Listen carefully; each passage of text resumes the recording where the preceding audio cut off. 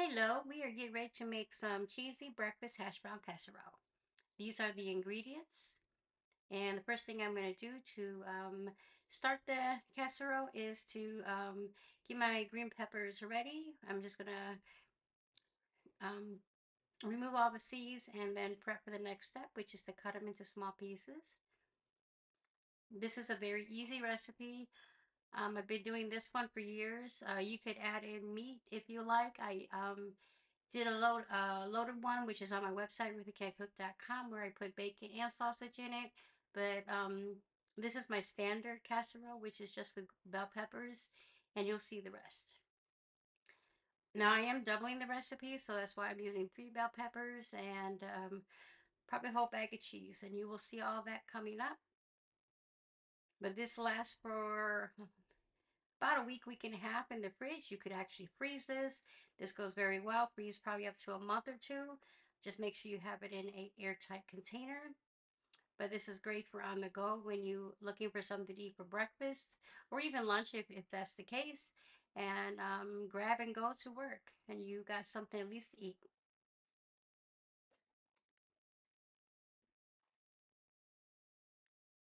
Almost done with the peppers. Just making sure I'm not getting any seeds. And I do try to take out some of that membrane or the white. And this is how I chop my peppers. I love my little dicer machine. It's so easy. You do have to cut the whatever you're doing. You do have to make them into pieces that are going to fit into your device. But it takes less than 10 minutes to even do it, and I get my sizes that I would like. I'm using the small size on this chopper. So that was the hard part. Now we're going to start doing all the mixing. Like I said, I am doubling this recipe. So normally it would be 1 bag, but I'm doing 2 bags of hash browns. And I did leave them out for a little bit so they can defrost. Instead, so I wouldn't have those big clumps of frozen potato. And it does helps a lot. So when you are mixing, you're not dealing with the clumps of potato. It's already done. And I do put a glove on for this because I'm going to throw in some oil to help with the cooking process of this. And I just didn't want my hand to get all greasy and oily. My daughter decided she was going to help with putting the potato that jumped out the dish. So as far as the oil, maybe a couple of tablespoons, but the whole list of ingredients and what I did and measurements will all be on my website, ruthiecancook.com. So you can head over there and check that out along with hundreds of other recipes. And then I'm going to add some seasoning in because I'm not going to add in fresh onions or garlic. So I'm using garlic powder, onion powder, but by all means, you can add in a fresh onion and garlic. I just find this easier and it does taste good. And probably roughly a teaspoon to 2 teaspoons. But again, whenever you're seasoning food for your family, season with your heart. And since it's a lot of potatoes, you will need, well, I'm doing a double batch. So it does need a lot more salt because these potatoes absorb the salt for whatever reason. And then they always need extra salt. But you salt and pepper it according to your taste buds.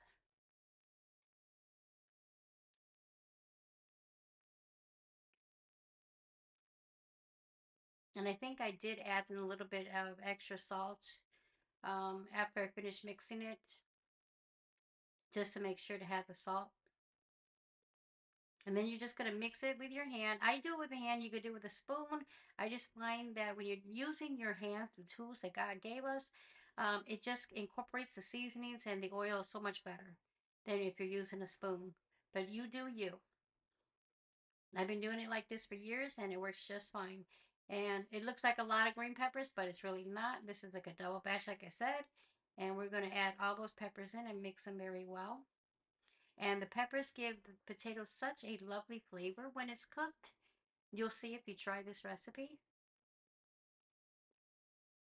And this doesn't last long in my house, so that's why I'm making a double batch because normally a single batch only lasts for like 3 days, and I need to make sure that I had enough for the week. So the cheese, you can put as much cheese as you want. I'm doing a double batch, so I'm probably going to use that whole bag. Normally, a single batch would probably just be a half a bag, but again, it depends on how much cheese you like in your dish. I find that pretty much just a bag of cheese would work just fine. And again, I'm going to just incorporate it using my hand to do it. I did switch over to a spoon eventually because the potatoes were still cold and it was freezing my hand up. Even though I had a glove on, it was still freezing my hand. So I ended up having to later on switch over to a spoon just so my hand could defrost. But I'm going to do this, keep doing this for a while until everything is incorporated. So now that everything is incorporated, I'm going to do the finishing touch on this, which is add more cheese to the top. And that was the whole bag of cheese I used. My husband always tells me you can never have enough cheese, so I try to please him. I'm trying to get this spread out over. It wasn't enough, but worked with what I had. That was the end of the bag. And then we are going to preheat the oven and get this going. And all instructions will be on my website, ruthiecancook.com. There it is. And make sure you do cover it with some tin foil. And this is it. It came out the oven after 1 hour. Again, I did a double batch. I hope you enjoy. I hope you like. And I'll talk to you next one.